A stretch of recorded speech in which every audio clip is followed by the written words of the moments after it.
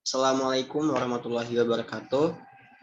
Sebelumnya, izin memperkenalkan diri, kami dari kelompok 13 dengan anggota Rangga Aldiansyah dengan NPM 2011-011-025. Lalu ada saya sendiri, Muhammad Zaini Saputra dengan NPM 2011-011-038.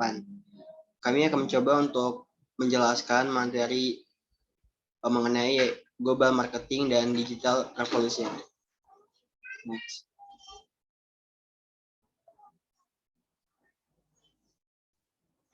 Jadi revolusi digital telah menghasilkan proses yang dikenal sebagai konvergensi, yang berarti bahwa industri dan pasar yang sebelumnya terpisah menjadi satu.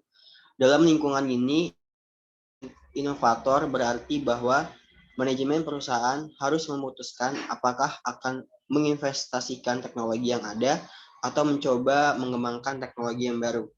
Meskipun perusahaan terkemuka dalam suatu industri sering mengembangkan teknologi berkelanjutan yang menghasilkan peningkatan kinerja produk, revolusi juga telah melepaskan gelombang teknologi pengganggu yang menciptakan pasar baru dan membentuk kembali industri dan jaringan nilai. E-commerce semakin penting bagi pemasar barang-barang konsumen dan industri. Umumnya, situs web komersial dapat memiliki fokus domestik atau global. Selain itu, mereka dapat diklasifikasikan sebagai situs promosi, situs konten, dan situs transaksi. Cyberquatting dapat menghambat upaya perusahaan untuk mendaftarkan nama perusahaannya sebagai tujuan internet. Internet adalah alat yang ampuh bagi pengiklan. Rasio klik tayang adalah salah satu ukuran efektivitas. Tren lainnya adalah iklan pencarian berbayar. Nah, kemudian ada Twitter. Twitter itu sendiri adalah salah satu dari banyak situs web media sosial yang meledak dan dengan cepat mengglobal hanya dalam beberapa tahun. Situs jejaring sosial populer lainnya termasuk Facebook, MySpace, dan YouTube. LinkedIn dan jejaring sosial untuk para profesional. Situs-situs ini yang kadang-kadang secara kolektif disebut sebagai Web 2.0 memungkinkan individu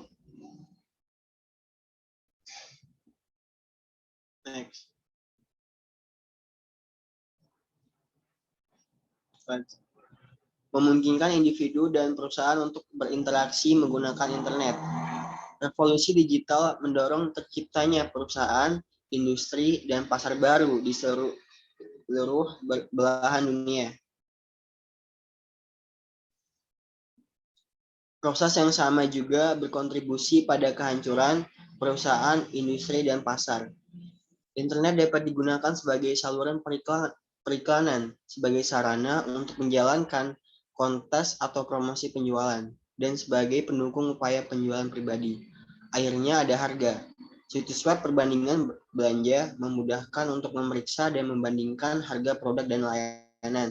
Selain itu, biaya marginal pergudangan dan pendistribusian produk digital seperti file musik misalnya praktis tidak apanya. Ini telah menghasilkan beberapa eksperimen strategi penetapan harga yang menarik.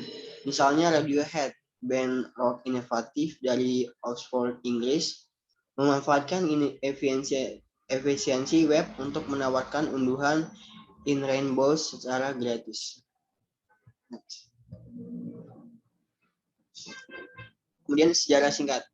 Revolusi digital adalah perusahaan yang dihasilkan yang memungkinkan sumber informasi karena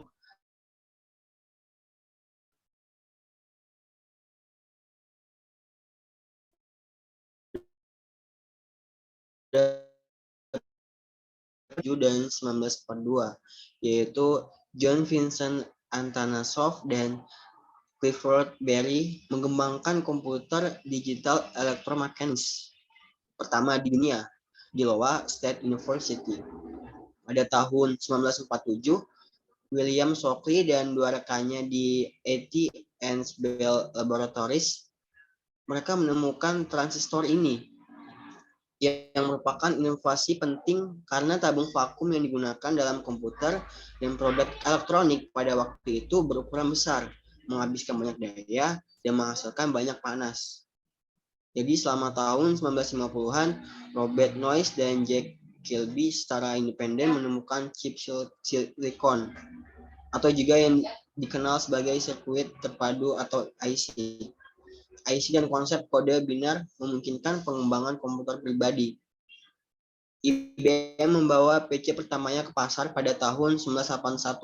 Awalnya Bill Gates menolak tawaran untuk membuat sistem operasi kode perangkat lunak yang menyediakan instruksi dasar untuk mesin baru IBM.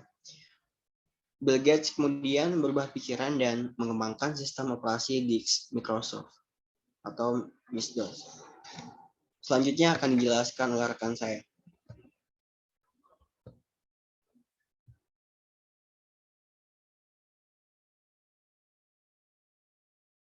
Baik, terima kasih pada ini. Selanjutnya saya akan saat perusahaan berada pengalaman, mereka mengembangkan kemampuan, struktur organisasi, dan budaya yang disesuaikan dengan persyaratan jaringan nilai masing-masing.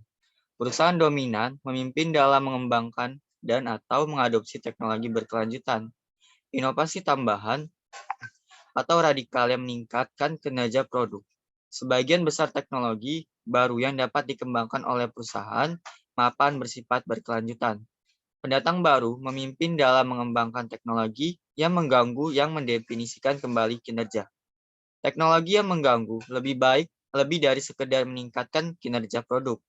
Mereka mungkin suatu untuk dilakukan yang dianggap tidak mungkin dilakukan pada di pasar yang baru muncul.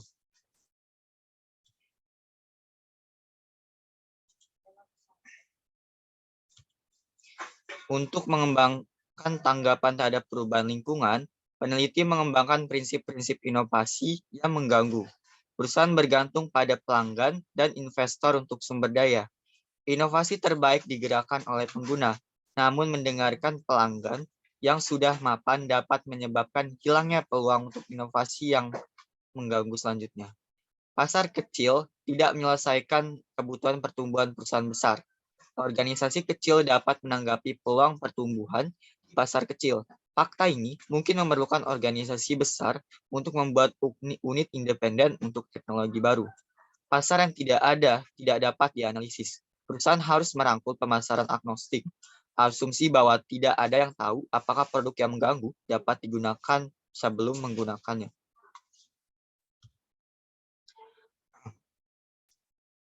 Yang pertama ada produk dan layanan baru.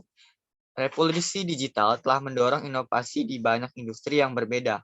Perusahaan di seluruh belahan dunia sedang mengembangkan generasi baru, produk layanan, dan teknologi yang terbaru. Ini termasuk jaringan broadband, perdagangan seluler, konektivitas nirkabel, dan ponsel pintar. Broadband adalah salah satu yang memiliki kapasitas yang cukup untuk membawa beberapa saluran suara, data, atau video secara bersamaan. Peluang apa yang ditawarkan oleh broadband pada perusahaan di luar industri telekomunikasi? Nah, broadband ini menawarkan berbagai peluang pemasaran kepada perusahaan di berbagai industri. Internet broadband memungkinkan pengguna mengakses audio streaming, streaming video, dan media streaming. Selanjutnya itu ada Wi-Fi atau nirkabel fidelitas, memungkinkan pengguna laptop dan PDA membuat koneksi nirkabel berkecepatan tinggi ke internet dan internet perusahaan melalui hotspot. Jaringan Wi-Fi memiliki jangkauan terbatas. Sebuah teknologi yang ditingkatkan yang dikenal sebagai Wide Interoperability for Microwave Access atau WiMAX sedang digunakan di banyak bagian dunia. Selanjutnya yaitu ada smartphone.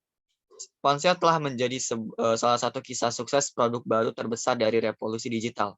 Di seluruh dunia, 1 miliar handset seluler terjual setiap tahun. Generasi baru smartphone memberi ponsel beberapa kemampuan komputer. Contohnya iPhone Apple yang sangat sukses dilengkapi dengan web browser lengkap. Mobile musik yang dilengkapi dengan ringtones, and full track downloads karena maraknya berbagai file musik secara ilegal dan perusahaan akan mencari sumber pendapatan yang baru. Berkat konvergensi teknologi, generasi baru ponsel membawa perubahan dalam industri musik seluler. Musik seluler adalah musik yang dibeli dan diputar di ponsel. Selanjutnya itu ada mobile gaming. Ada tren yang berkembang menuju mobile gaming. Emercator memperkirakan bahwa hampir 300 juta pelanggan ponsel memainkan game yang telah mereka unduh di handset mereka. Kategori populer termasuk teka-teki seperti Sudoku, Solitaire, Blackjack, dan permainan kartu dan permainan papan seperti Monopoly. Beberapa permainan tersedia secara gratis dan ada juga yang berbayar. Selanjutnya yaitu layanan telepon internet. Untuk industri telekomunikasi, layanan telepon internet adalah hal yang besar berikutnya. Karena voice over internet protocol atau VoIP, suara manusia dapat didigitalkan dan dipecah menjadi paket data yang dapat ditransmisikan melalui internet dan diubah kembali menjadi ucapan normal. Saat ini, VoIP hanya menyumbang 3% dari panggilan global. Namun, janji pasar pertumbuhan global telah mengakibatkan lonjaknya nilai saham bagi perusahaan yang baru. Lalu ada buku digital dan alat baca elektronik atau email. Revolusi digital memiliki dampak dramatis pada properti media cetak tradisional seperti koran dan majalah. Penerbit mengalami penurunan dramatis dalam jumlah pembaca karena menghabiskan lebih banyak waktu online. Pengamat industri juga percaya bahwa perguruan tinggi dan universitas dapat berperan dalam membangun kesadaran dan mendorong minatnya dalam membaca elektronik. Baiklah, selanjutnya saya serahkan kepada moderator. Sekian dari penjelasan materi yang telah kami sampaikan, semoga bermanfaat. Apabila ada kesalahan kami mohon maaf. Kami akhiri. Wassalamualaikum warahmatullahi wabarakatuh.